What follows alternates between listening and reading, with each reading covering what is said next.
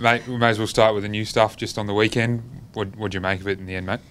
Yeah, it was obviously we're pretty disappointed with the loss, but one thing that Fags has been harping on all year is there's plenty of growth areas to come out of a performance like that, and we had a really thorough look at it this morning and understand the areas that we need to improve to come up to this game on the weekend against Richmond. You can't dwell on it for too long. The game will go past you. So we've looked at it, we've reviewed it, and we've moved on now.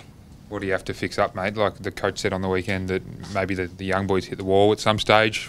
What do you think about that, and where do you need to? Yeah, well, obviously reviewing the tape, probably our skill execution let us down again. It's probably, since the bye, our skills probably really gone up quite significantly compared to what it had at the start of the year. So that kind of let us down on the weekend, I thought. Our ball use was really hindered the way we really wanted to play, and they capitalised on that. They're a top 4 side for a reason. So that's probably the biggest area that we can definitely take out that we need to fix up this week coming into Richmond.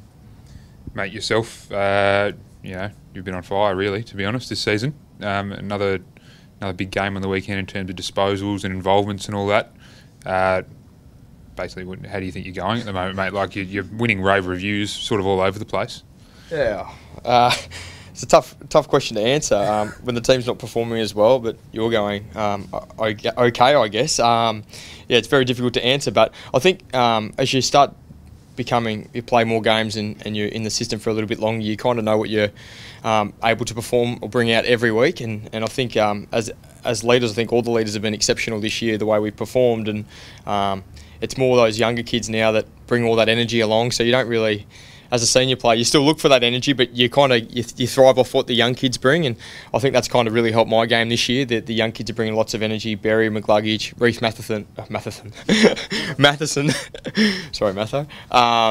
Those kids are really bringing that energy, and it kind of makes my job a lot easier. I know what I bring to the party every week, and it's kind of helped my form. Do you feel that your form's picked up this year in particular? Yeah, I guess spending more time in the midfield has helped a lot. I spent a lot of time on the wing last year, a little bit forward, whereas this year I've predominantly played in the midfield, so I think that also helps. Yeah. But sort of people talking about you in the elite bracket now, like you're top 10 for various stats, as we were talking about before, your dream team stats are through the roof. Like, sort of, do you feel like you belong now in that category?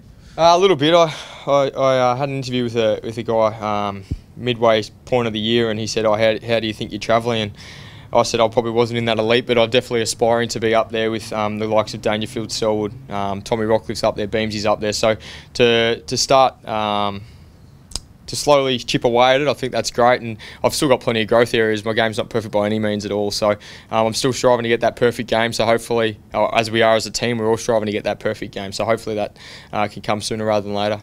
Just on Rocky as well, what are your thoughts on how he's travelling, and has there been any indication from Rocky in terms of what he might be doing next year? No indications as such, but I know Tom's really enjoying his time here. I'm a very close mate of Tom, and we're always talking constantly, and not sure what he's going to do at the end of the year, but I'd like to think that he's going to stay. This team's really starting to grow. We've got a really good brand of football that we're starting to build here, and I'm sure Tom wants to be a part of that, so I don't have much of a say in it at all, but I really hope he stays because he's a class person, he's a great leader, and he's just a ripping bloke.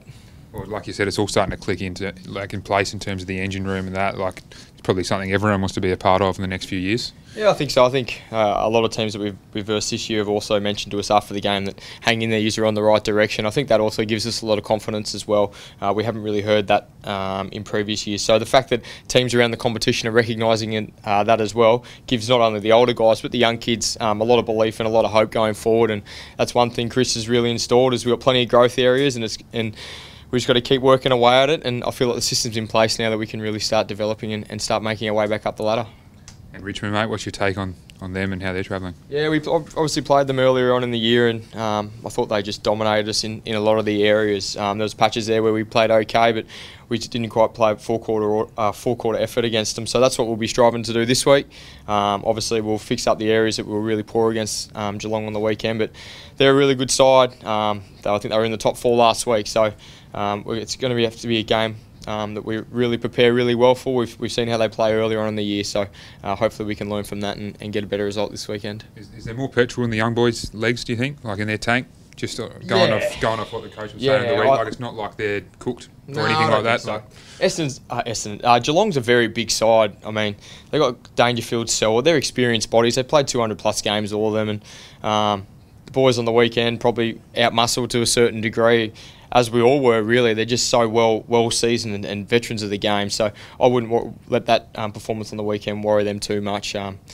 Come up against Richmond's a new challenge this week. We've got the 8-day break, so we'll freshen up and we'll get ready to tackle them.